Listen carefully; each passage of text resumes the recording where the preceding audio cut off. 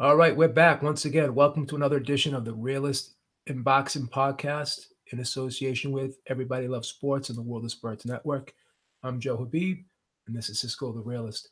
And we're going to talk about a lot of good things today, man. We got the big fight tomorrow, Adrien Broner, Jessie Vargas, crossroads fight. Both guys need a win, and a loss would be a major setback for either guy.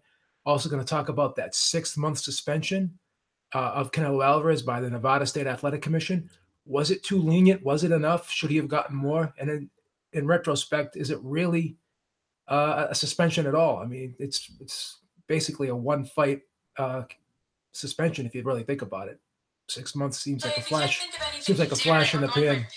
Seems like a flash in the pan for a fighter. Usually, fighters who fight twice a year. So, also, Gennady Golovkin, Vargas Mount Erosion is a done deal. It's going to be in California. A lot of people are critical of the opponent, but again, last minute, we'll talk about that as well. And also Anthony Joshua and Deontay Wilder. The world keeps spinning, man. It's a big soap opera going back and forth. We're hearing stories from both sides. Who's telling the truth, who's not, who really wants to fight, who doesn't. I think both guys want the fight. I just think there's a lot of things that need to be ironed out. But it is what it is, man. What can we do? What can we do? What do you want to start off with here? We got a lot to talk about. You want to talk about the Canelo first? Well, there's a lot of boxing match. I believe this is the most busiest weekend. Yeah. There's a lot of fight like that. Yeah, and they're all good fights too. Even the Amir Khan with Greco fight. Yeah. I mean, who else? We got Nonito Donaire. Sorry. And Carl Frampton is getting overlooked. That's an interesting fight too. Yeah. We have a lot to cover, but yeah. Right now, let's start with a suspension. Let's start with the suspension. So here's the thing. Now, we talked about how Canelo failed the two tests February 17th, and I think what was the other failed test, the 20th or something along the lines of that. So the two failed drug tests happened in the third week of February, but the Nevada State Athletic Commission did not issue its ruling or did not issue its temporary suspension until 3 weeks later.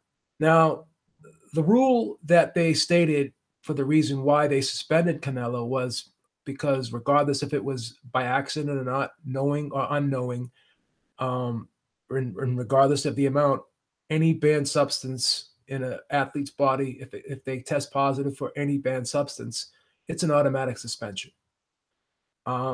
But they waited 3 weeks. Now, there's a couple of things that happened in the lead up to that, to their original decision of doing the temporary suspension, and now leading up to the 6-month suspension. So let's talk about it. So there was a 3-week time period that elapsed, and a lot went on. There was a lot of negative press. Gennady Golovkin was complaining. His lawyer even wrote a letter to the Nevada State Athletic Commission complaining and being concerned about, Canelo failing the test.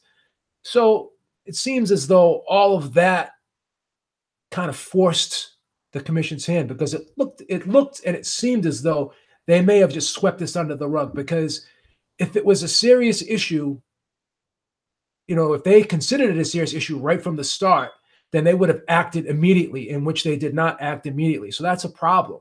That's a problem.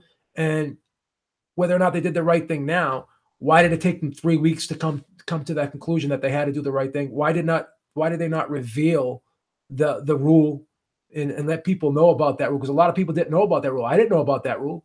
I wasn't sure about that rule. Why wasn't that made known right away? And why wasn't action taken right away? So you have to ask yourself, if Gennady Golovkin didn't say anything, if he didn't complain, if the press didn't come out and just keep hammering and hammering and hammering this commission, would they have done anything? Now let's move on to the 6-month suspension, the most recent ruling. He got the most lenient suspension that could have been, given to him. No fine, and he's not going to be tested vigorously outside of competition.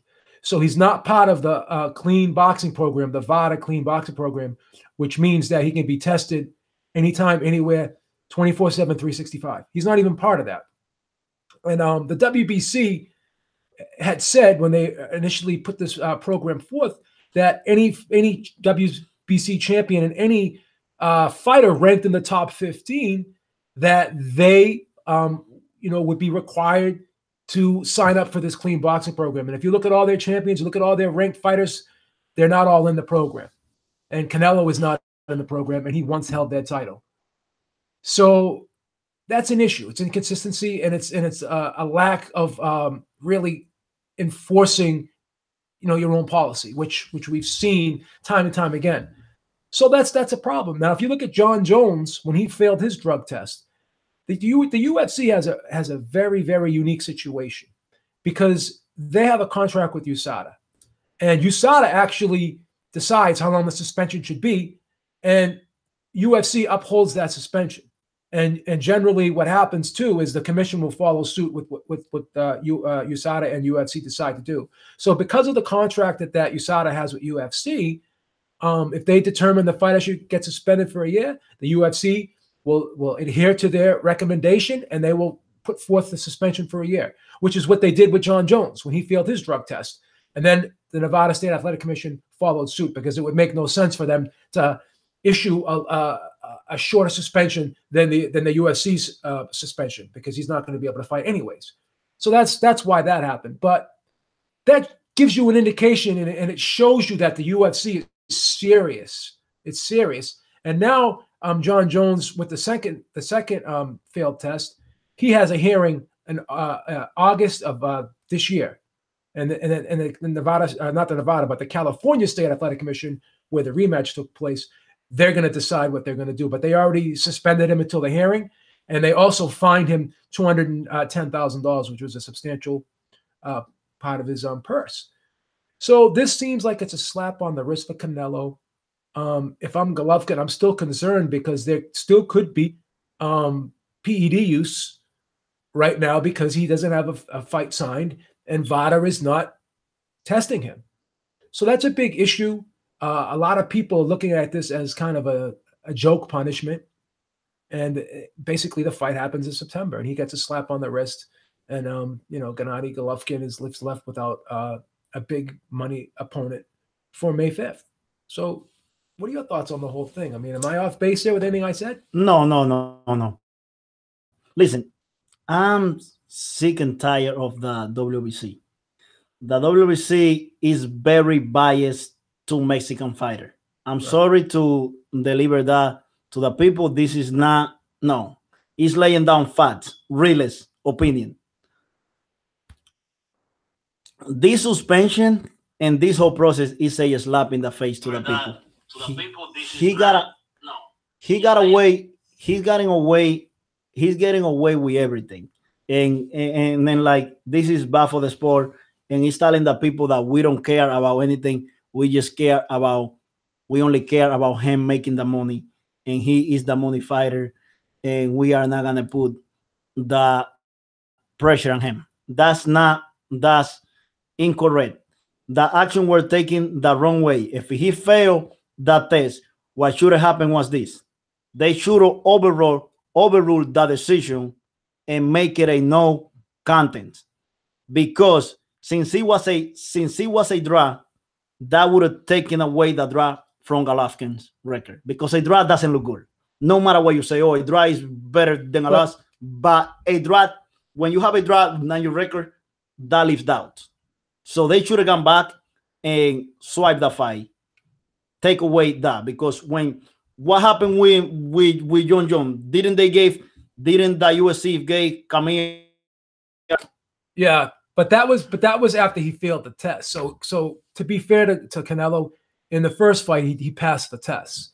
Now, whether or not you suspect him in the first fight, which you have every right to do, you still have to have the evidence of a failed test to put punishment forth to Canelo in that situation, in that instance. But this is an interesting thing.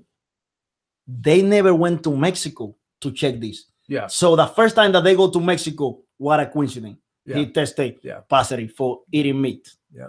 Like, it's ridiculous. It's uncalled for, and this suspension doesn't mean anything because he was going to fight in September if the fight didn't took place Yeah. May 5th. He only fight twice a year. Yeah. So pretty much it's like, oh, it was not serious.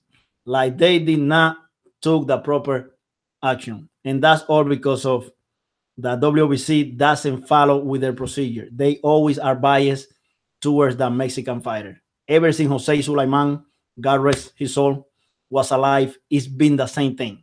Mauricio is doing the same exact thing. And it's always been about protecting their fighter. And they never live up to that. When did the WBC, I'm sorry, did something right? Tell me. Well, with every right thing they do about 3 or 4 things. So they show a lot of inconsistency with how they handle their own rules and how they enforce their own rules. So that's the thing. Like this whole clean boxing program, if they're not forcing Canelo to be part of it, then it's a farce because this guy tested positive. He failed the test. So if it's not required from here on out that he join this program and he's not tested vigorously, like when Francisco Vargas tested positive, they went and they tested him vigorously. I know the fight didn't get canceled, but I mean, it's I think the commission should step in now. I think if WBC is not going to do anything about it, the commission should step in.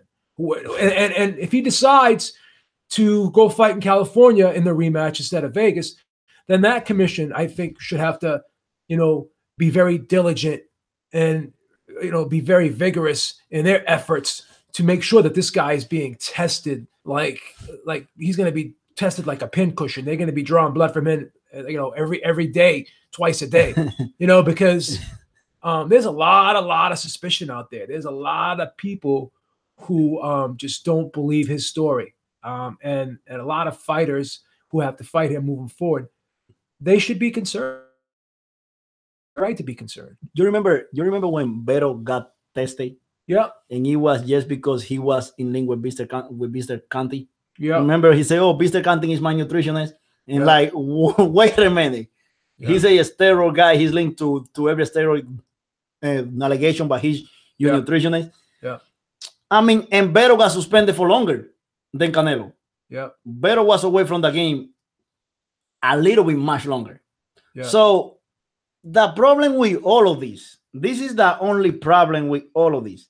The suspension is such a big deal because this is the guy that everyone say is the face of the game. This is the guy that all of those people are paying to see. All of his Mexican following is paying to see him. And it should be, and why not? And this is what makes him worse. Why did his representation, his representative, his lawyer, his promotion, Golden Boy, his promoter, Oscar de la Hoya, didn't request for him to be put in the program? Because that way, it will give him more legitimacy as he accidentally did that. Yeah. Why are they trying to get away with stuff if they were not guilty? Is my question to you. Why do you think? It seems like it's political, man. I mean, the sport is just political. There's just no way of getting around it. And certain fighters seem to, get exceptions over other fighters based upon how strong, how connected they are, and how big their promoter is or whatever, and how much money they can generate. The sport's always been that way, unfortunately. Do you think this stuff is gonna follow him forever? I think it does. I think it will. I think he'll always be looked at as, was he doping in other fights? Was he taking PEDs in other fights? I think it'll stay with him for the rest of his career, and I think it'll be a black eye on his legacy. It'd just be a black eye on his legacy. Or do you think people have short-term memory, and if he comes and he I don't think it'll hurt him financially. I think people will still pay to see him fight. Yeah, but in terms of his credibility, do you think people say, "Oh no, and start defending him when people bring that up? Well, I think his diehard fans will always stick with him, but I think that you know, most people who are objective are going to question his legacy. I know most people who are objective are going to question his legacy. I think it's fair to do so. So I mean, it is what it is. We'll see what happens.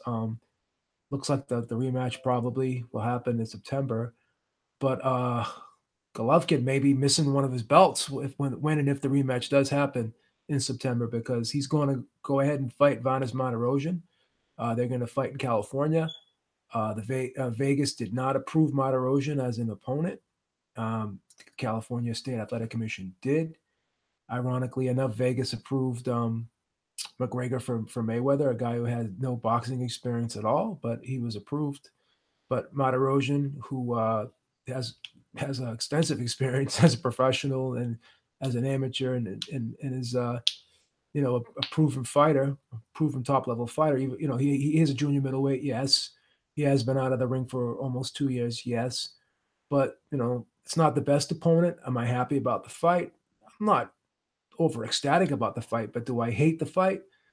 I mean, I look at the situation. I mean, I'll watch it. I would never pay pay-per-view for it. I don't think anyone would, and I don't think they're putting it on pay-per-view. It would be a foolish mistake if they ever did. But I think it's going to be an HBO fight. It seems as though it will be.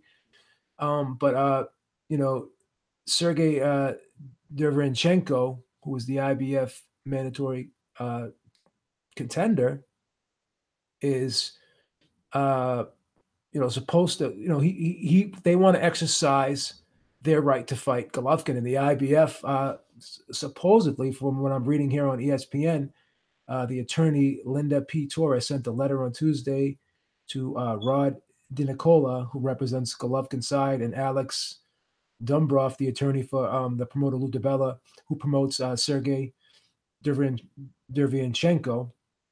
And they are explaining why they are not going to approve this Golovkin Martirosyan fight, and they're not going to sanction it. So should Golovkin have fought Derevyanchenko, or should he just go ahead with this Martirosyan fight? Was that the right move to do so? Because it looks like the IBF is going to strip him. Because if you're going to avoid a mandatory, then you have to file the proper paperwork. And to be fair, there wasn't enough time to file the proper paperwork. And, he prepared for Canelo, and then to expect him to fight, a top level guy on a couple of weeks notice, is that fair?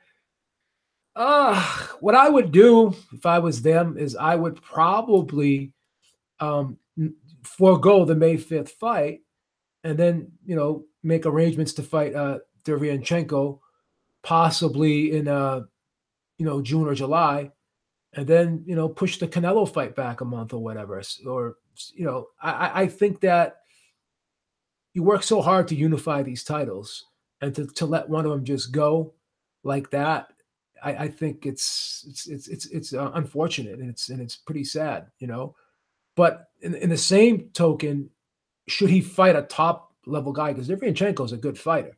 It's definitely a solid fighter. He needs a full training camp for a fighter like that. I mean, that's understandable to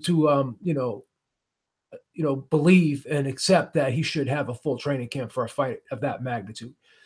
And although he did have a full training camp for Canelo, now he's just got to switch it up and take on someone in short notice. So he would have to have a whole new full training camp for a guy like Derevyanchenko, because again, this guy is a solid fighter. He's a dangerous fighter. He's not a easy fighter. It's not a walk in the park. It wouldn't be a walk in the park for Golovkin. So I see both sides of it. But my whole thing is they should have just let this May 5th date go, and they could have asked the IBF, can we go ahead and get an exception? They would have time to file an exception. Can we go ahead and work on this rematch with Canelo, and then we'll fight Derevyanchenko afterward? I think if they presented that case to the IBF, then that would have been fine. But if you're going to have a fight other than Canelo in between, then it's got to be against our mandatory challenger. I mean, we've already given you the go-ahead to fight the rematch with Canelo. So what else do you want? I mean, this this fight against Martirosyan is really a meaningless fight. With all due respect to Vargas Martirosyan, I mean, I like Vargas Martirosyan, but if you want to stay sharp, then just spar, have a sparring session with Martirosyan in the gym. You know what I'm saying? Instead of putting it on TV and then putting it in an arena and charging people for a sparring session. With all due respect to Martirosyan, if you want to stay sharp, go back in the gym, spar. Keep training. Take a couple weeks off and then start a training camp again if you want to stay sharp. This fight does nothing, I think, for Golovkin. It really doesn't. It's not going to help him. It only hurts him, because now people are going to be critical of, why are you fighting this guy, a junior middleweight who's been on for 2 years. So he should have just let this May 5th date go, in my opinion, and make plans to just see if he could set up that Canelo rematch for September, because the suspension is retroactive back into February, so he'll be able to fight in September. And I don't think the suspension says that he can't train or anything like that. So I think he's in good shape here. Well, this is my thing.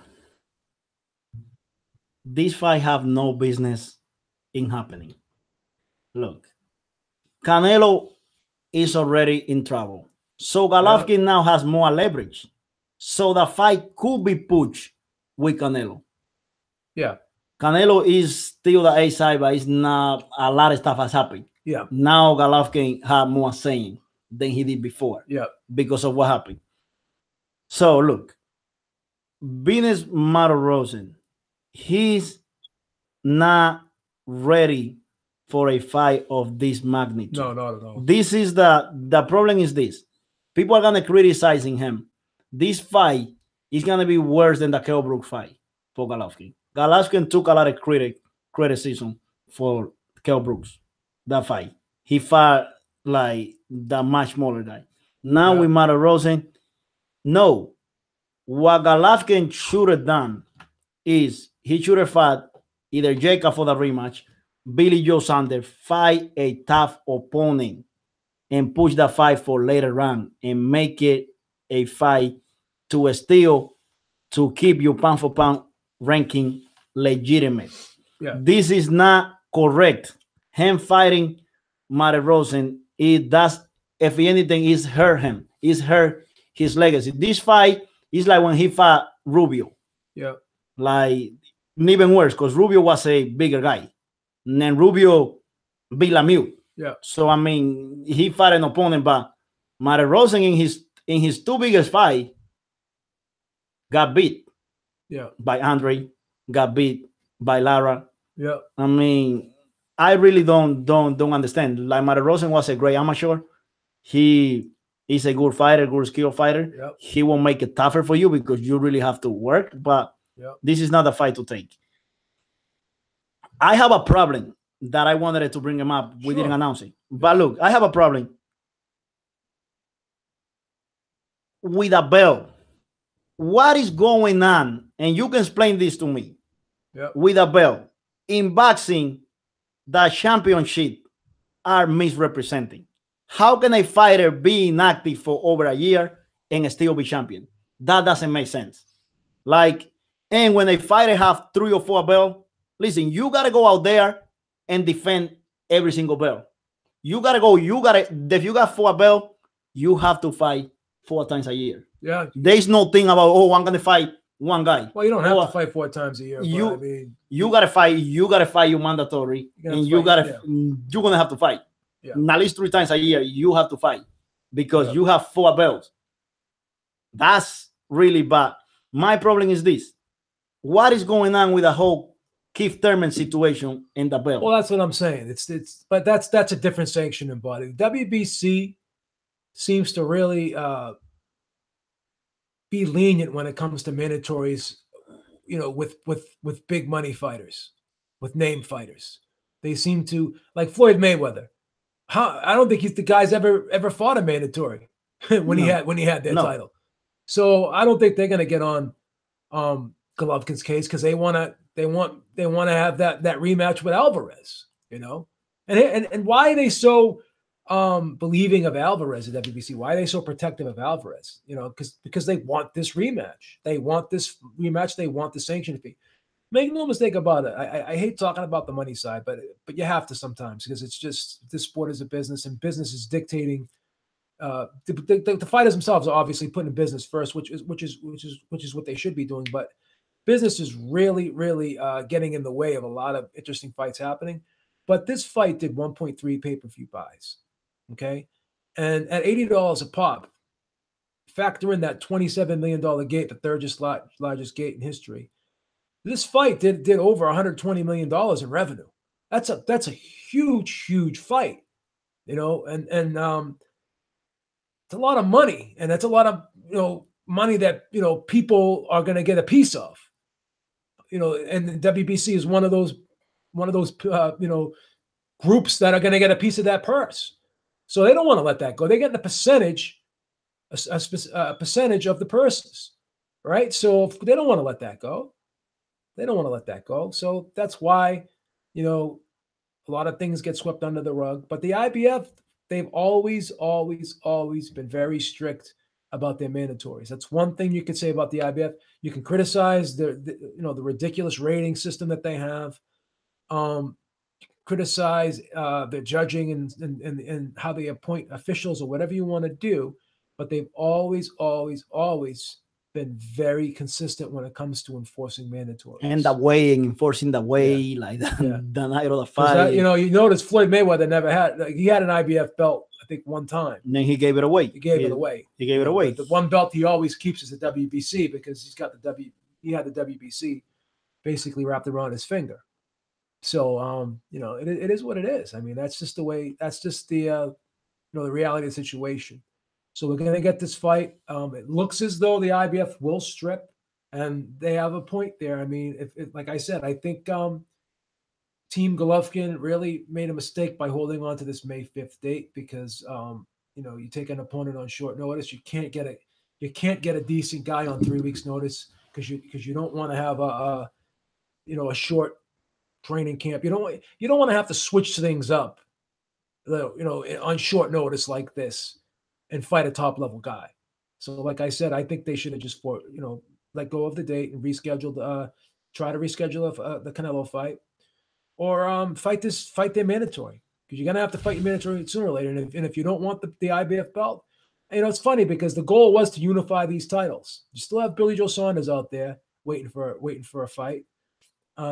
So, you know, you got the money fight with Canelo. Okay, this situation happened. So you either fight the rematch, or you protect your titles, defend your titles, fight your mandatories, and go for that fourth belt. I mean, that seems as though what your goal was from the very beginning. So let's follow through with that, you know. But we'll see what happens. I mean, at this point, I think with the IBF belt or without the IBF belt, this Canelo rematch is going to be a huge success. It's going to be definitely a big money fight, and with all of this extra controversy added on top of it, it's probably going to generate even more money. And as Max Kellerman said, now this fight has turned into a grudge match, and we know how grudge matches are received from the fans. People like grudge matches, and this fight has been highly publicized on a lot of sports networks, ESPN, Fox Sports 1, and the networks like that. So it's been on a lot of podcasts. People who don't normally talk about boxing, they talked about this fight and the controversy with the failed drug test. So this fight definitely is going to do better than the first one financially. And because it now is a grudge match, these guys don't like each other now because of what happened. It could turn out to be a much more entertaining and aggressive, exciting fight from both guys. So it may be worth giving up the IBF belt, but on the flip side of that, you work so hard to unify these titles. That was one of your goals. You wanted to clean out this division, collect all the belts, but now it looks as though if you let this title slip through your fingers, that's not going to happen. All right. Speaking of drama and soap operas, Eddie Hearn, Deontay Wilder, you know, the as the world turns, it just keeps spinning and spinning and spinning. This whole situation, you know, Eddie Hearn's side is saying one thing, Team Wilder's side is saying another. Team Wilder said that they do not like that $12.5 million flat offer with no back end revenue, no percentage of the back end revenue. Eddie Hearn is saying it's a fair offer. He ran the numbers. He projected that when it's all said and done, these guys will have $40 million left over in profit. The fight will have $40 million to pay the fighters when everyone gets their cut, and 12.5 works out to be about a little over 31% for Wilder, and that's what Eddie Hearn feels as though Wilder is worth. Wilder's team seems to believe that he's worth 40%, and they also want back end money on top of that. So Eddie Hearn has a fight. He's going to be in town in New York. He's going to be in the United States next Saturday for the Danny Jacobs fight with Selesky. So he's trying to set up a meeting and sit down with Team Wilder. But my only question is this: if Eddie Hearn is so adamant about not taking any other deal like that flat fee of that flat fee, if that flat fee is set at 12.5 and he's not willing to budge on that, then my question is, when they sit down and negotiate next week, if they negotiate next week, what is the purpose if he's so hell bent on, this is the deal, take it or leave it. He's saying it's not a take it or leave it deal, but in the same token, he's saying that I'm not going to budge off this. This is what he's worth. So they're going to have to figure something out here, because if neither side is budging, then something's going to have to happen. Someone's going to have to give in a little bit, and that's usually what happens in negotiations. So the story keeps changing. At one point, the percentage didn't matter. Now it matters. And now Eddie Hearn was saying that it's not a take it or leave it offer. But if it's not a take it or leave it offer, and you're saying you're not going to budge off to 12.5, then it kind of is a take it or leave it offer if you're not going to budge off to 12.5. So will they make any progress next week? Number one, and number two, will this fight happen in September, which the targeted date is? Will that happen? That's what we have to figure out. Will that happen? I don't think the fight will happen in September, and I don't see the point of meeting again. Both sides are not in agreement. Why is he trying to convince him to take the offer? I mean, I think he should take the offer, but why is he? That goes beyond the point. Like, I don't really see why he's gonna come and meet with him unless he's willing to work something else with him. Yeah. And if they're really trying to make the fight, they will work something else with him. But at the same time, it's like, oh no, you haven't made that. Oh no, you haven't do this. Oh no, you should take the offer. Where else you gonna make this? But at the end of the day, the guy still has a pride. He should swallow his pride, but he will not. So I mean, I don't know. Well, like I said, it's like anything else in life. You go for a job, I go for a job. The employer comes back at you with a number. You try to ask for more. But at the end of the day, if that job is, the only job in town for you, and you really can't get a better deal somewhere else, you can try to get a better deal. But at the end of the day, if you can't get a better deal, then you either take the job or you don't take the job. So you really have to look at the situation. If this fight doesn't happen next, then it's more than likely that Anthony Joshua is going to fight Alexander Povetkin, and Deontay Wilder is going to fight Dominic Breazeale. And so you go and you fight Dominic Breazeale for 1.2, $1.3 million, or do you fight Anthony Joshua for 12.5? Because Anthony Joshua. And the funny thing about this is this. Yeah. Povetkin fighting Joshua will be making more money than Wilder fighting Brazil. Yeah. You get what I'm saying? Yeah. Yeah. So it's like one of those things, like, we got the job for you. If you don't do it, somebody else is gonna do it for less money. You see what I mean? Well, like I said, I think Wilder, honestly, in my opinion, should get at least 15 million for this fight, in my opinion. I think he should get a little bit more than 31%. I'd like to see him get 40, but if you can't get 40, 35 is fair, then you get 14 million, right? But my whole thing is this: you take this fight and you win this fight, and you have all the leverage. You have all the leverage. You are a bare minimum 10 million, 12 million, 15, $20 million fighter. The bare minimum, you're a $10 million fighter moving forward. but in certain instances, you could be a $15, $20 million fighter. So you're somewhere along the lines of a $10 to $20 million fighter moving forward. You're never going to fight for a $2.5 million purse again in your life. You know, so do you look to secure your future, secure your legacy?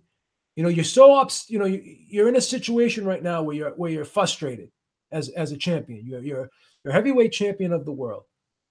Okay, you're a heavyweight champion in the world. You've been a champion for 3.5 years. Okay, you're an American heavyweight champion. You're the most popular American heavyweight champion or the heavyweight fighter in the United States in recent years. In recent years, okay, last 5 to 10 years, you're the I'd say at least in the last 5 to 7 years, you're the most popular heavyweight in the world, in America. In America, I can recall who was popular in America besides him. Like the last popular guy that we had, I mean, who had the title, who was it? You know, think about it. Like, I can't recall. Like, we had Tyson, we had Holyfield, we had Michael Moore. You know who Lennox Lewis. Because think about it, Lennox Lewis, we had the Lennox Lewis era, and then we had the Klitschko era. We haven't had an American heavyweight champion in a long time, until we got Deontay Wilder. So let's go back. And then there was no excitement with Klitschko because Klitschko will fight at 3:00 in the afternoon, on a Saturday. Yeah, let's go back, okay, and think of the days when we had the Tysons, the Holyfields, the Michael Moores, the Riddick Bowes. And let's look at these guys. They were on pay-per-view, okay? They were making more than $2 million a fight or $1.3 million a fight. So, it hasn't always been like this where I can't remember ever when we had we had the most popular heavyweight in America only making at the very most $2 million a fight, $2.1 million a fight. Not that I care about the money, but I have to point out facts here. This is a guy that's been champion for 3 years. He has a prestigious title belt in the WBC belt. He is the face of boxing for heavyweight boxing in America. He's our champion, okay? And he's never been on pay-per-view before, and he's never made more than $2.1 million a fight. There's something wrong here. Now, do we blame Eddie Hearn for that? Because Eddie Hearn is just basically, making his offer based off of those things. Because I'm going to tell you something right now. David Haye and Tony Bellew are fighting in May. They're making $3.6 million each. They're making more than Deontay Wilder is as the heavyweight champion. And they're not even champions. Okay? Think about it. Tony Bellew is a cruiserweight fighting at heavyweight, and he's making $3.6 million to fight David Haye. I understand people's frustration. They want to see this fight. But Deontay Wilder is in a very weak negotiating position.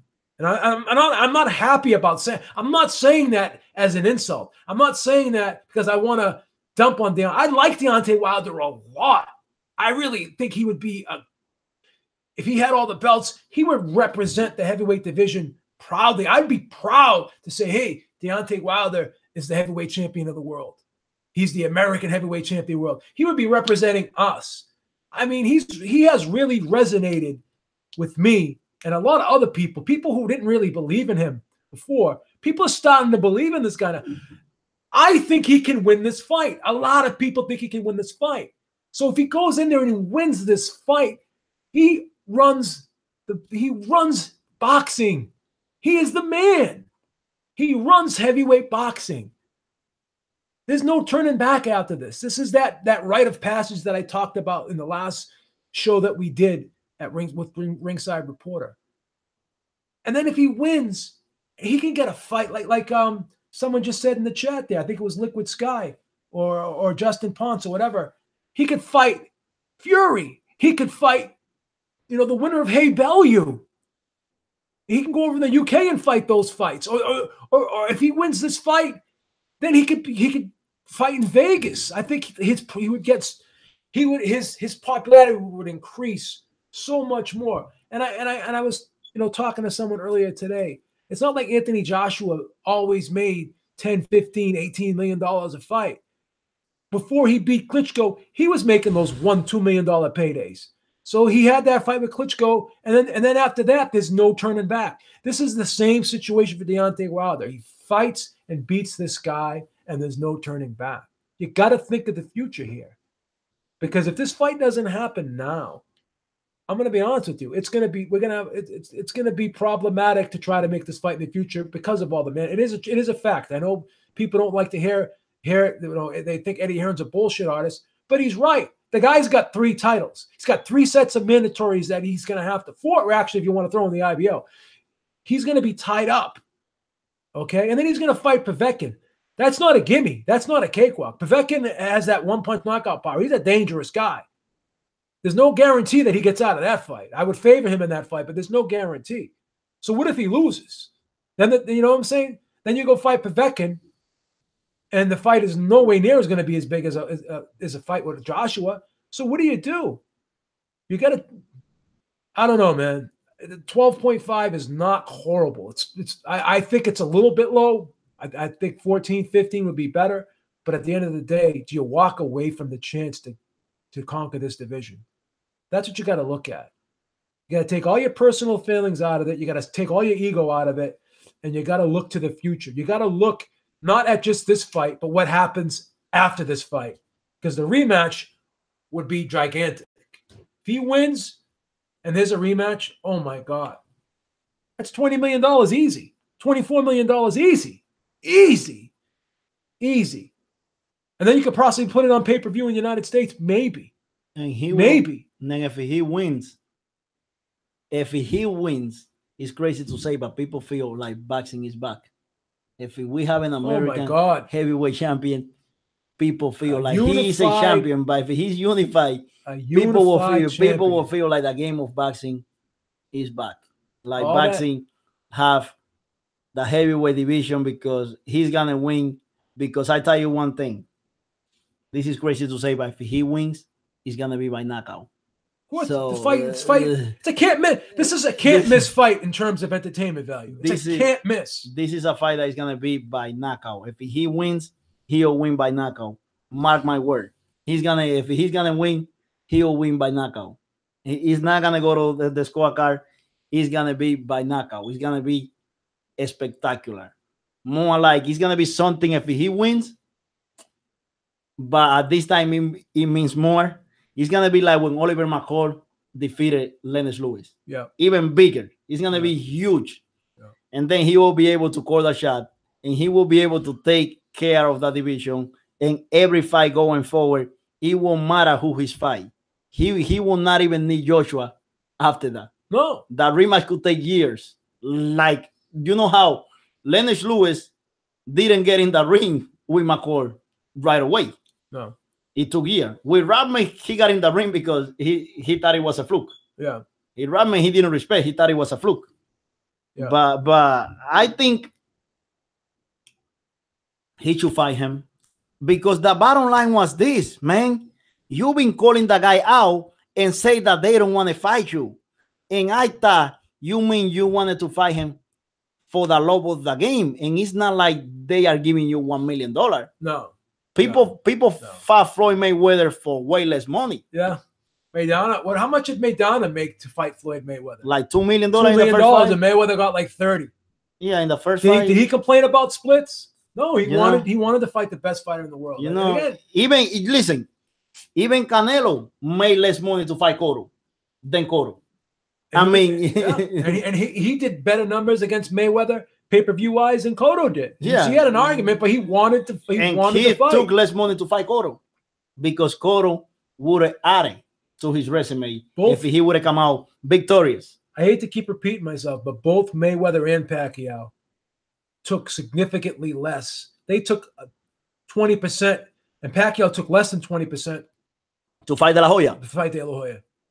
So everyone has done this. You the first big pay-per-view event, the first big fight. If you're involved in a mega fight, and you're the B side, you got to make concessions. You got to make concessions. There's no way around it. There's just no way around it. And we could talk about this all day, but the fact of the matter is, this is about ego. It's all about ego.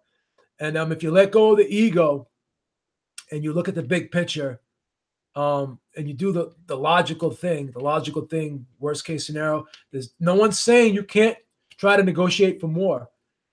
Maybe you can get a little more. Yo, but don't try to get 20 million. People think that he can get 20 million, whatever. You know, if you can't get much more than 12.5 million, you end up walking away with 13 and a half, 14. You take the deal. This reminds me of when Larry Holmes didn't want to go to Africa. Yeah. You remember when Larry Holmes didn't want to fight in Africa? Yeah. That he didn't want to fight. Who was the opponent? Was that Frazier?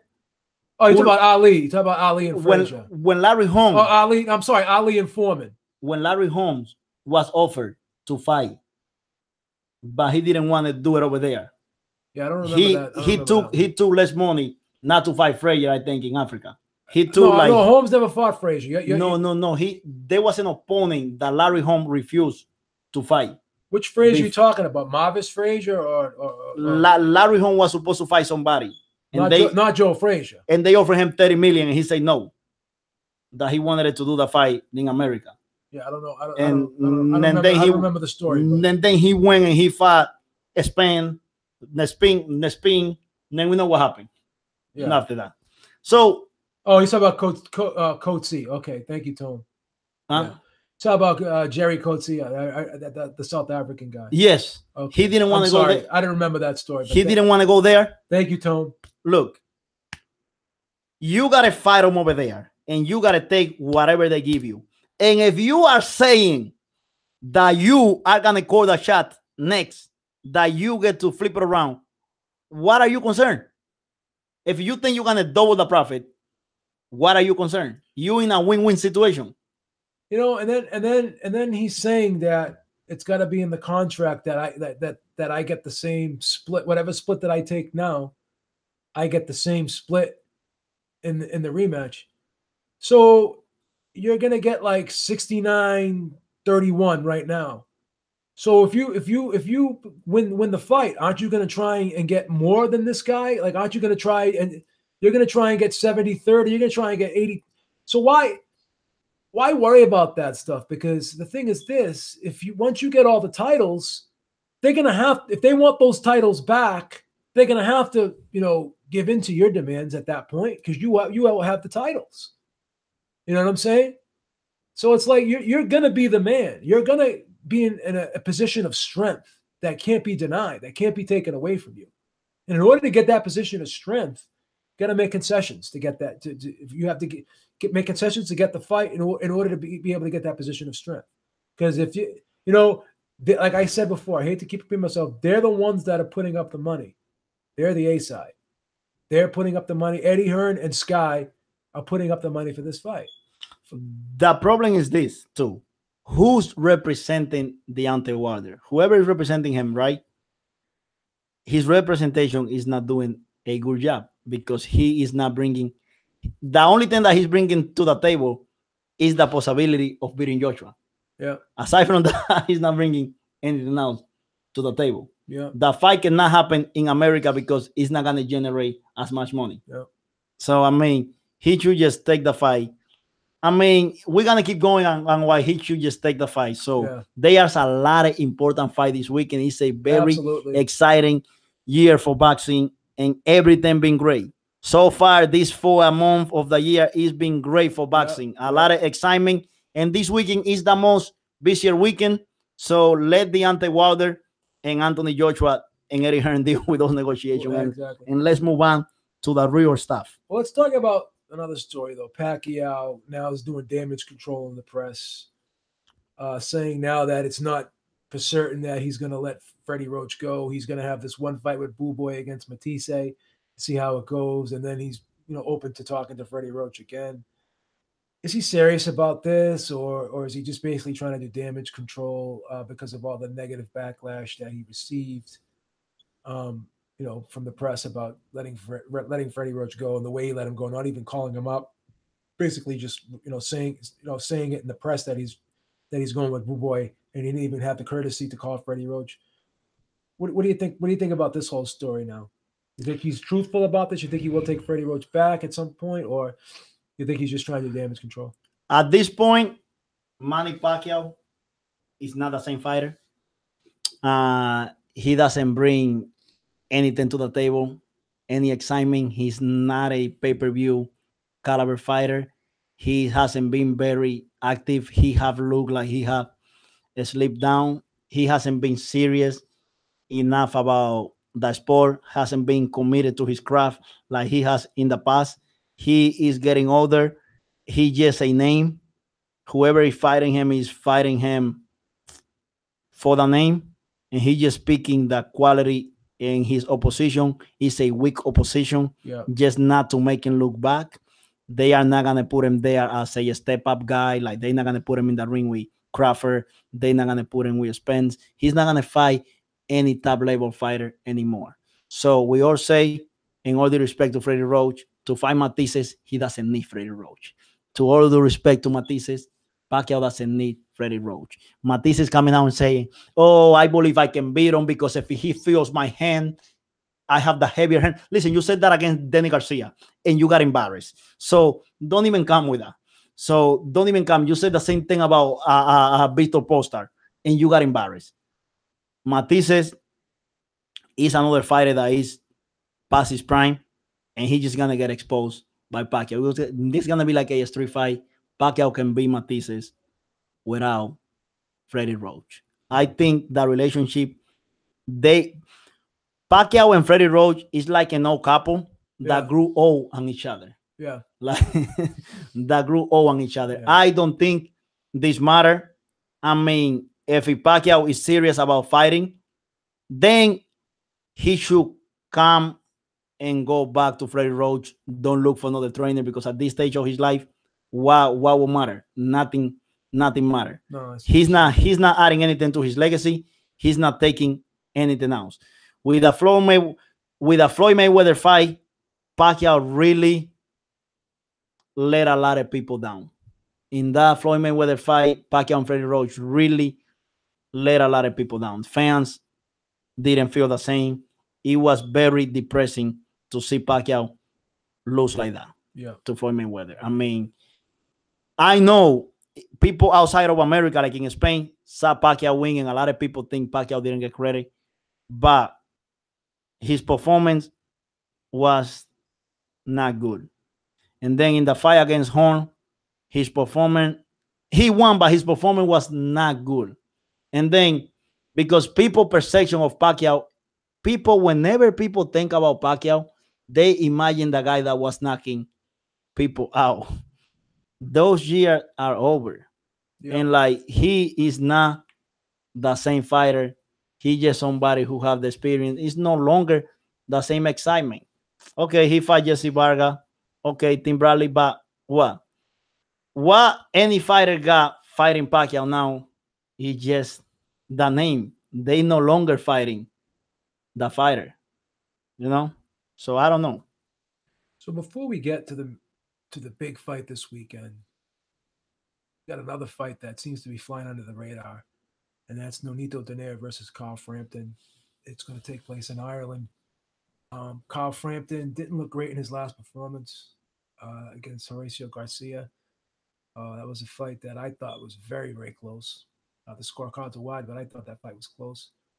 Nonito Donaire, he's definitely past his prime a little bit, but the last thing to go in a fighter is the punch. He still has that dynamic left hook. But Carl Frampton also is a guy that isn't always,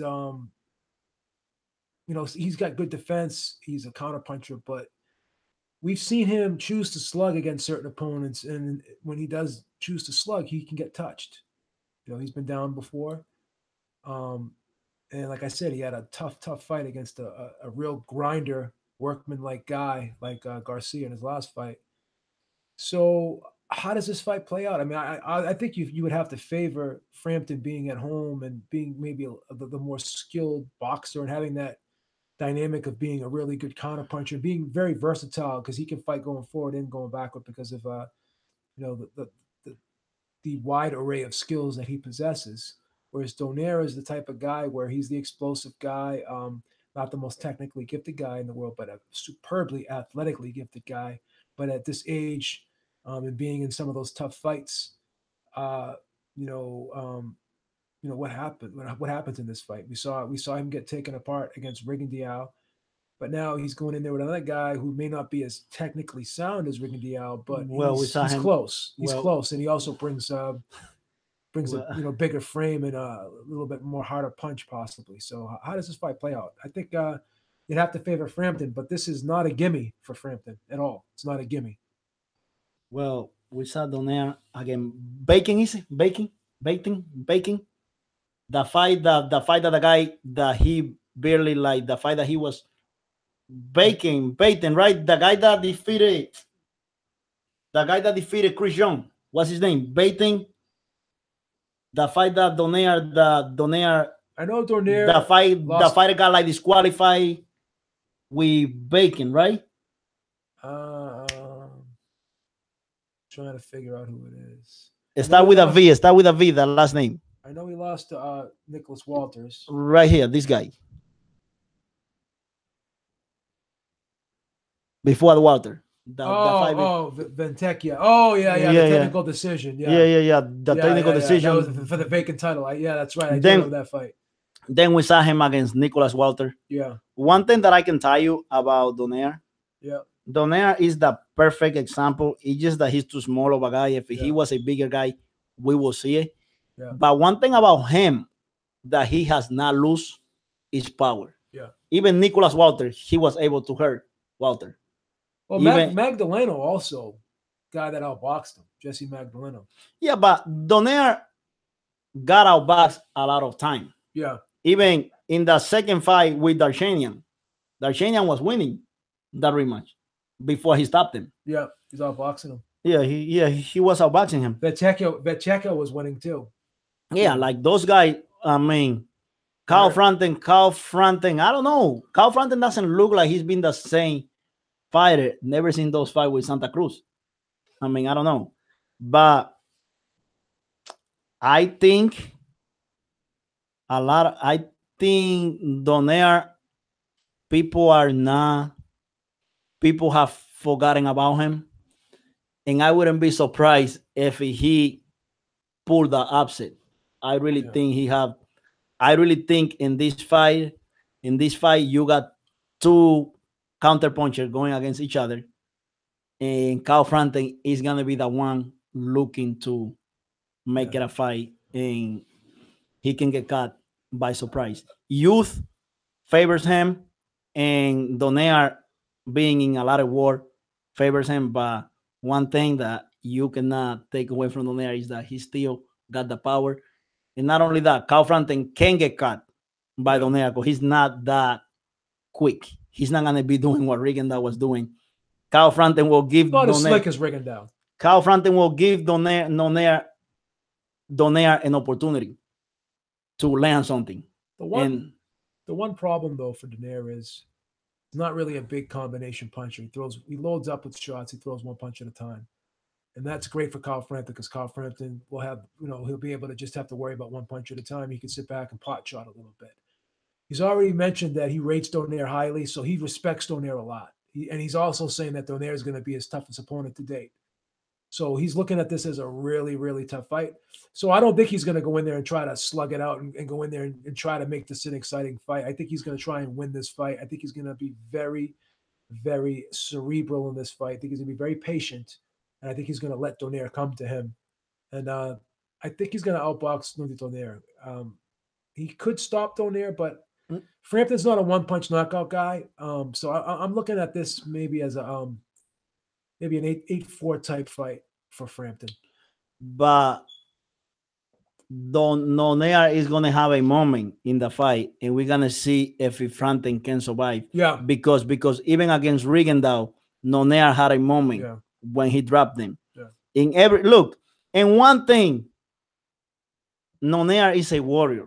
Yeah. This is a guy that he's not trying to just stick around and become a guy that is the step-up fighter for people.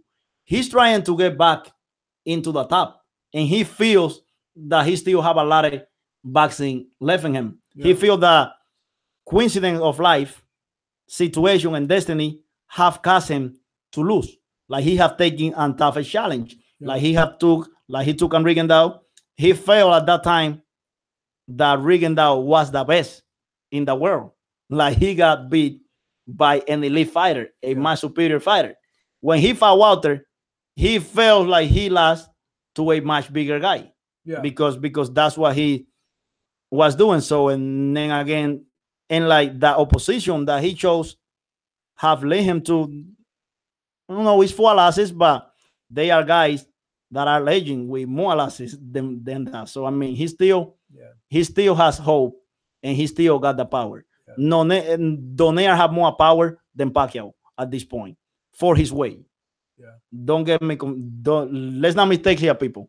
For his weight, the style of fighter that he is, and the style of fighter that Pacquiao is, for that weight class, Donaire still have more power than Pacquiao does at 147. Yeah, it's funny. It's funny that Donaire, after the Walters fight, went back down to 122, but now that Walters went up to 130, I guess he's back at featherweight now. So it's kind of funny how he kind of waited for Lomachenko. Well, no, I think Lomachenko was I think was featherweight at one point too. Yeah. Mm-hmm. So he waited for some of those tough guys to go up to 130. Now he's back up at 126. So I think he feels as though the division's kind of set up better for him now than it was back then. So the fight's interesting. I'm going to roll at Frampton here by unanimous decision, but like I said, it could get interesting. This fight could be tougher than it looks on paper, and it's going to be interesting to see how it shapes out. If Nonito Donaire can make this fight interesting, and hopefully he can, because that would be better for us if we can get be able to watch an entertaining fight. This fight remind me of the Victor Ortiz Luis Colazo. This is the opportunity that Nonito Donaire was waiting for. A tough opponent that actually think he's gonna be a walk to the park. Yeah. And I'm gonna go with Nonito Donaire because at one point he was one of the best fighters pound for pound, arguably in a lot of people's opinion. Yeah. He was number one, and the man still want to fight, and the man still got power. And Frampton is a target that he can hit. I'm gonna go at a sympathy.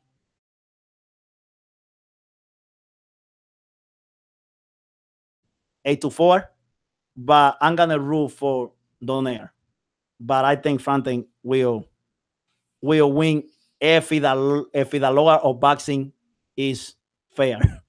But sometimes life ain't fair, so all right, that's what I'm hoping. So you're going with the upset. I'm going with the upset, but in all reality, I think if he goes to the scorecard, Frampton wins. So Donaire got to win by knockout then. Yeah. And you think it's possible? It's possible. All right. So Adrien Broner versus Jessie Vargas. Let's talk about the press conference, man. Listen, that press conference, insane. Because look, before last week, we were right here. We were not looking forward to this fight. We were like, this fight doesn't make sense. Nobody believes in Broner. But Broner either got a lot of people mad, or Broner got a lot of people interested in the fight with that press conference. Yeah. Him calling people's name. Him telling people to shut up. Yeah. It was insane. And him showing up to the press conference, it was like total gangster. Wow, man, I was impressed. I could not stop laughing. I kept listening to him telling Ellerby to shut up over and over. That clip, that many clicks, when he told him, you ain't with me. Nobody with me. Everyone.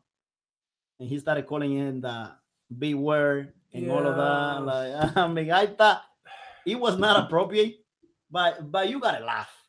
I'm gonna be honest with you. I wasn't laughing. I was cringing. I'm sitting there saying to myself, this is a make or break fight for you. And you're worried about Tekashi 6ix9ine talking trash about you. You're worried about if a promoter is with you or against you. You seem distracted, and you're sitting there acting like a clown, dancing. And you said the press conference was fake, but the only thing that was was fake about it was you not taking it seriously. You made a joke of it. People asking you legitimate questions. You were mocking them, making fun of them, calling them names, asking them if this is the first time they've ever done this before. Um, I just think it was a joke. I think that he's got this complex that the world is against him, and it's fine to have that attitude because Bernard Hopkins used to have that attitude, but he fed off that energy. He didn't complain about it. He fed off it. He's like, yeah, I want people to doubt me. I want people to go against me because that makes me work that much harder. In this instance, it seems like when people are against him, It bothers him. it makes it worse for him. He Yeah. comes out worse. He can't deal with it. And you got to look at the situation. This guy's lost every big fight that he's been in, but he keeps getting called back for a big money fight. He's got to be lucky and fortunate that he's able to continue to get big fights after losing all of his big fights. But people enjoy seeing him lose. People like Yeah, to I mean, like for him to seems see. like people are willing to People, pay to see him lose. I people mean, are he's willing got to that. pay to see him lose. Like he has that. Yeah, If this guy will back some of his stock, yeah, he will generate a lot of money because he can be hate. This guy, he can be hate. It's very hard to like Adrian Broner. yeah. I, don't- It's I very hard to like him. You know, pretty much you just want to see the fight because you want to see him lose. yeah, That's what it is, and not because it's good. It's rather because he talked too much. yeah, Rather because you don't want to hear his mouth. Rather because you just don't like the guy. I yeah, mean, yeah. Well, the thing is this. Like I said, he had an issue with Jamal Charlo. Him and Javante Davis had an issue with Jamal Charlo. So he sits there and starts talking trash to a middle-aged, out of shape promoter who probably never fought a day in his life. So it was so easy and convenient for him to talk trash to Leonard Ellaby. But what about the guy that you had another beef with on Twitter, but now he's there in person? You don't say two words to him. So he was being. I looked at it as this. He seemed like a bully. Everyone thought that was funny. They're laughing, and but I thought it was kind of a weak move. I thought he was being a bully. You're a professional fighter, and a young, in shape young guy trying to punk out an old guy who's out of shape, who's not a fighter. How brave is that? How brave is that? You know what I'm saying? How good does that look? I wasn't impressed with it. I just looked at the whole press conference and I was just like shaking my head, like, why? You know what else bothers me too? Everyone that covers the sport, they write stories about him, right? They make videos about him if you're a YouTuber. They sit there and criticize him, say he's this, say he's that. But then when they go interview him in person and he says all this ridiculous stuff, everyone just laughs at him. Like they feed into his bullshit. You know what I'm saying? But then they'll leave that press conference and they'll go and they'll start writing stuff about him. But when he's there to his face, they'll sit there and like gas him up and like they laugh along with them. And it's like, yeah, man, like they try to act like they're down with him and they just egg him on. And it's like, I don't know, man. It's just like I couldn't. This is why I'm glad I don't have to do this full time and cover fights and go to some of these events because the way the press is treated and the way these fighters answer questions and they snap and insult the press just for asking legitimate questions. It just I understand like you're trying to make weight, you're grumpy, whatever, but he didn't answer one question yesterday.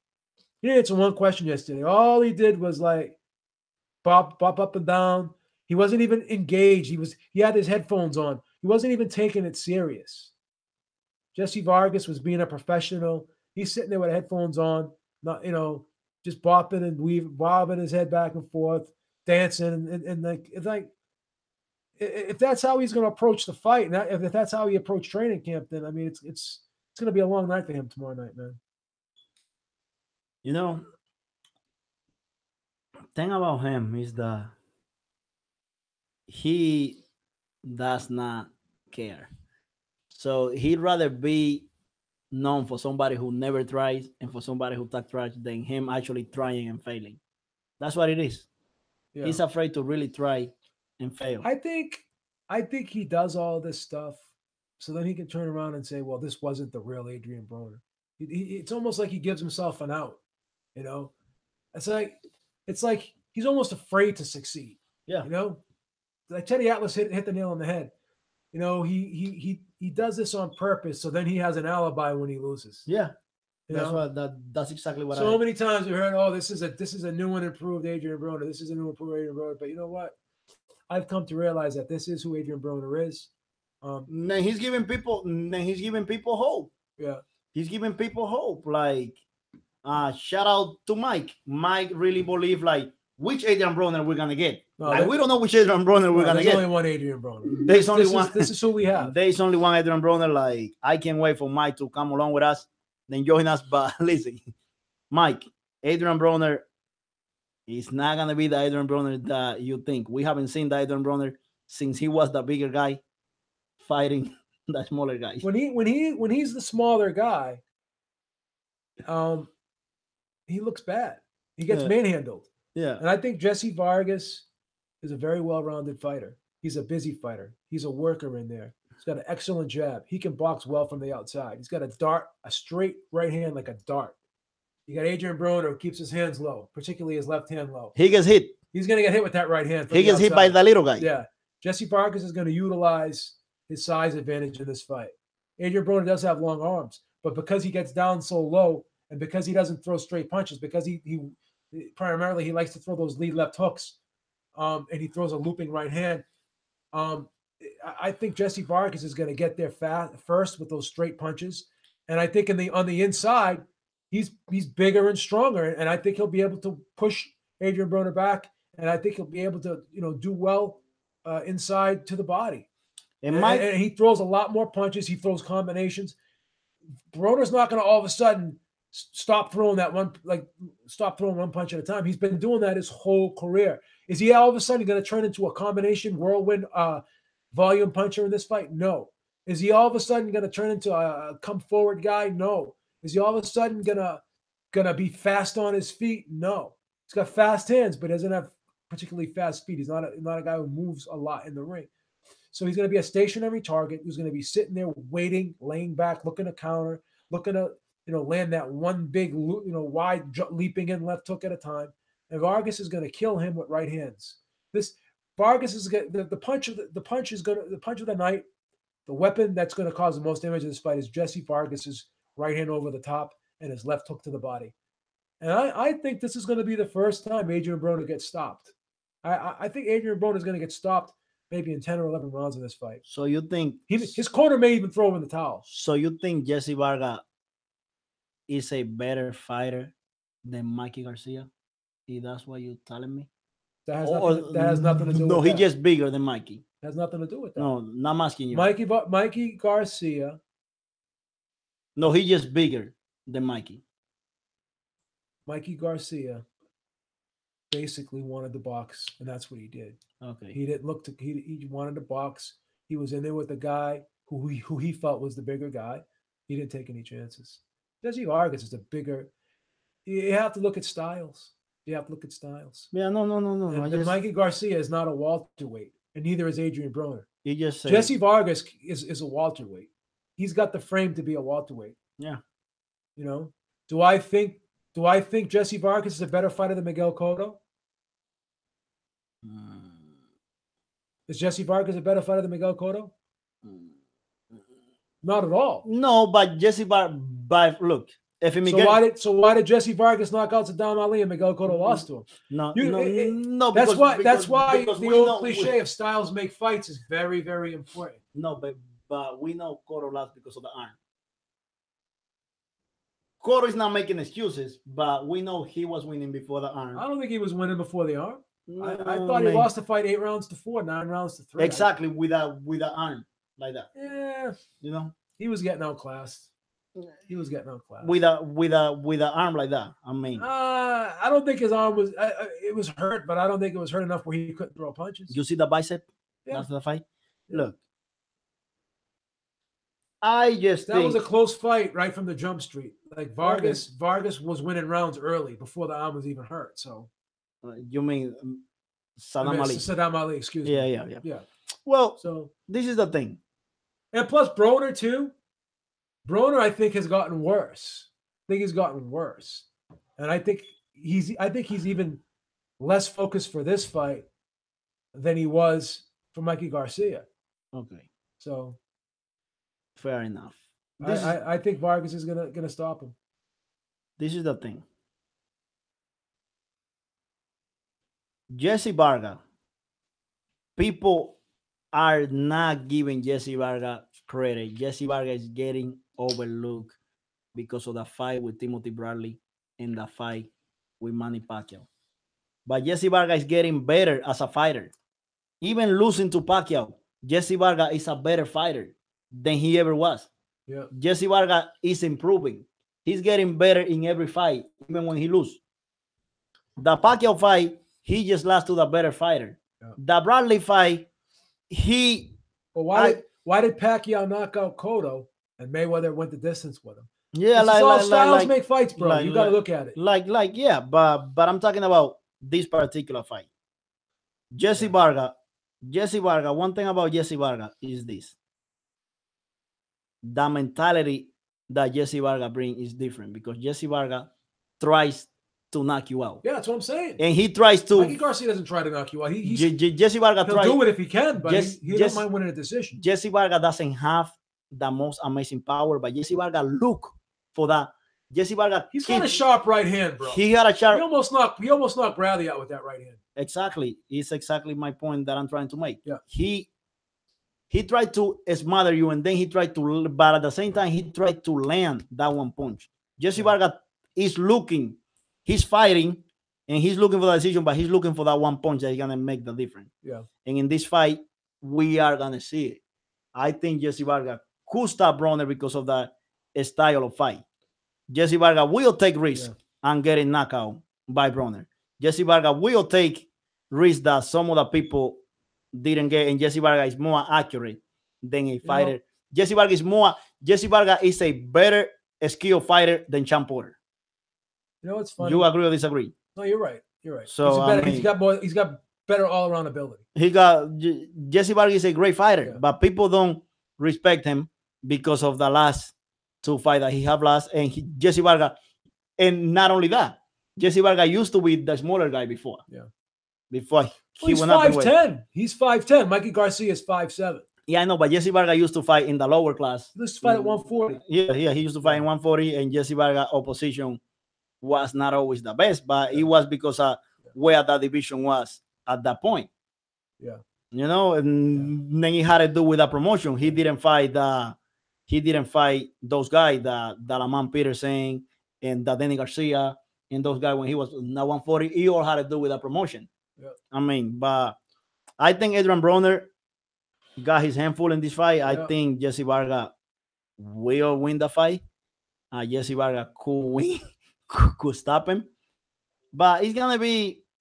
I mean, the conventional wisdom would tell you that it's going to be a Jessie Vargas by decision, but I just got a feeling that Broner is going to really unravel in this fight. I think this is going to be one of the worst versions of Adrien Broner we've seen. Even worse than Maidana? Yeah, somewhere along that lines. But I think it's going to be worse than that because he seems so distracted and so unfocused and so emotional right now. And he doesn't seem like he's thinking rationally right now. He seems physically he looks better. But physically he looks in better shape. Physically, no, his body. Listen, he always looks good, like physically. He never looks fat or sloppy in the ring. He's never entered any fight looking out of shape. But the body doesn't tell the full story. In the Mikey Garcia fight, he looked horrible.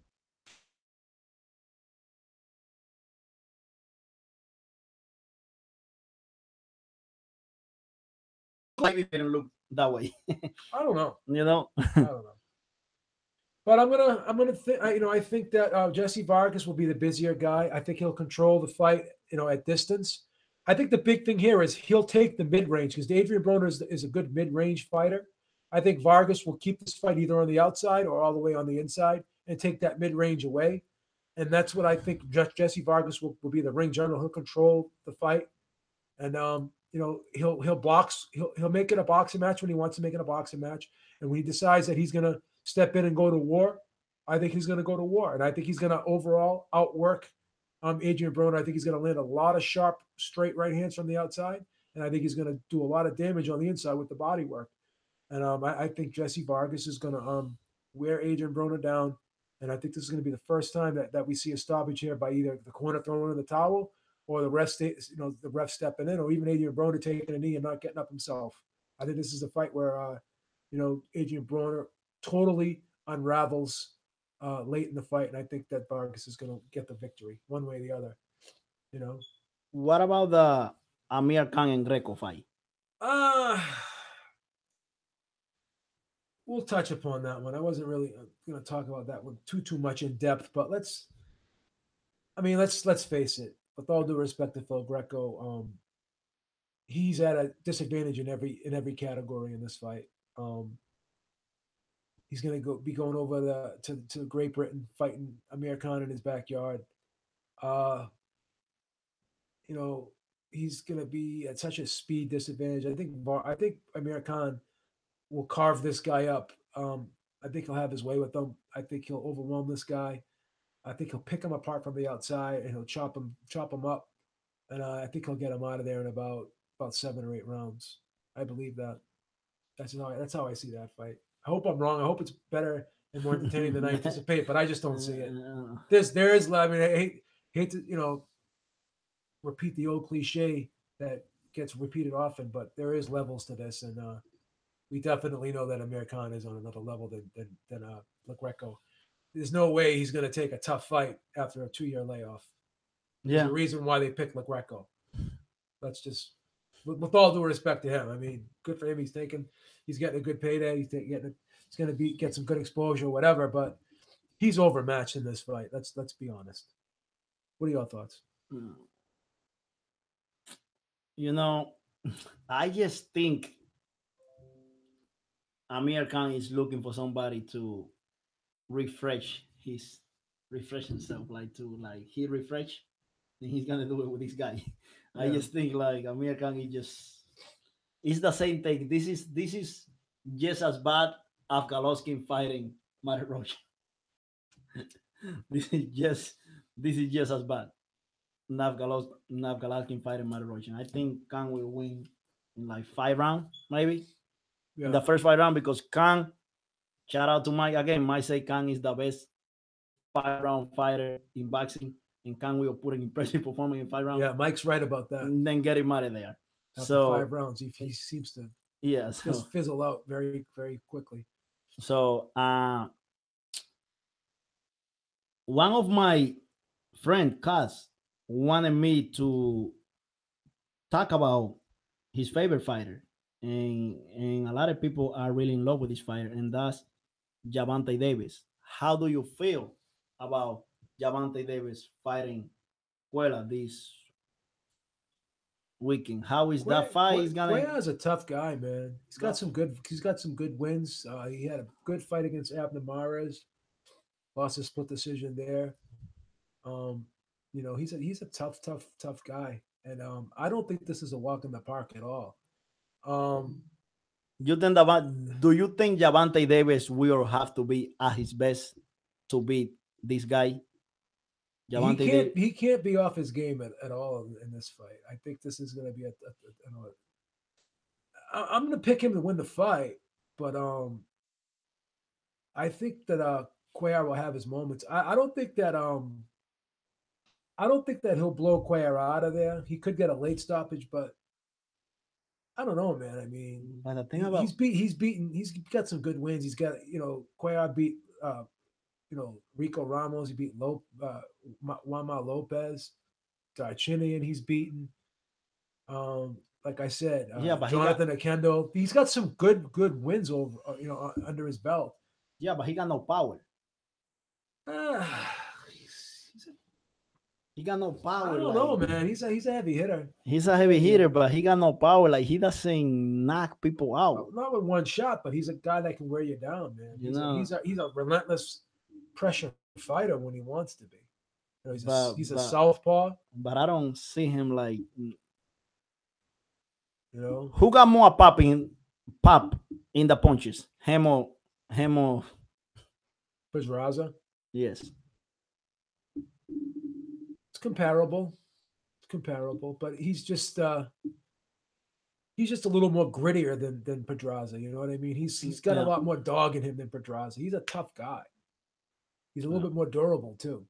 So how do you have it played out? Who wins? I think this will be a good test for Gervonta Davis to see what he made.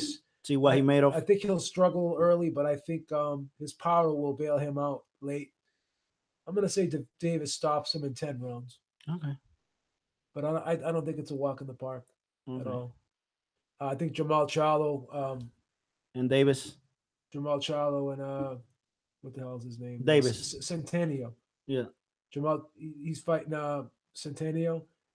I think he's going to blow Centennial out of the water. Jamal Charlo's going to knock Centennial out in probably 5 or 6 rounds. I like Centennial, but I think Charlo's just too big, too strong, too fast, too sharp of a puncher, and I think Centennial is going to be outgunned in this matchup, and I think he's going to get stopped. He's going to get stopped. It's too easy to hit. Squares up. He's slow. He's a decent puncher, but he's not going to be able to get his shots off first against a guy like Charlo, who's going to just be so explosive in there. I think it's going to be a real short night and a tough night for Centennial. That's how I see it. Yeah. So it's going to be it's going to be a good weekend of boxing. We got a lot of fights. We got fights from all over the world. Big money, big action-packed fights from all over the world. I think it's going to be interesting. But I'm looking forward to definitely this Broner fight tomorrow. I'm interested to see, if Broner can do better than I anticipate him to do, and I'm just curious to see if the change in trainer is going to help. I want to see if all of the outside distractions are going to have an effect on him.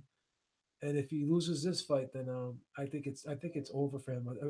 We've said this so many times. He's even said it in the Garcia fight, but for whatever reason, they keep recycling this guy.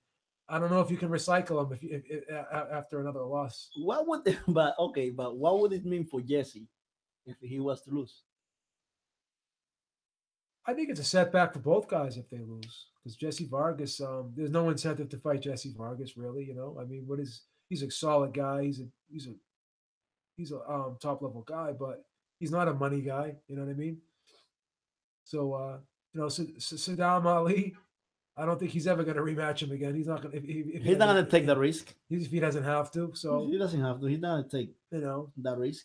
So I think this is a crossroads fight for both guys. I mean, Jessie Vargas has lost some big fights too, but whoever wins this fight, definitely their next fight will be a big money fight, exactly, and possibly a title shot. So we'll see what happens. I mean, Broner's saying he's going to go back down to 140, but he's fighting at 144. So we'll see what happens. So that's about it, guys. Man, we covered a lot of stuff. Big fight weekend coming up. There'll be a lot of fights to talk about, a lot of fights to recap next week on next week's show. So catch us next week, same time, same bat channel, 1:30 p.m. The Realest Boxing Podcast. I'm Joe Beeb, and this is Cisco the Realest. Until next time, talk to y'all soon. Peace.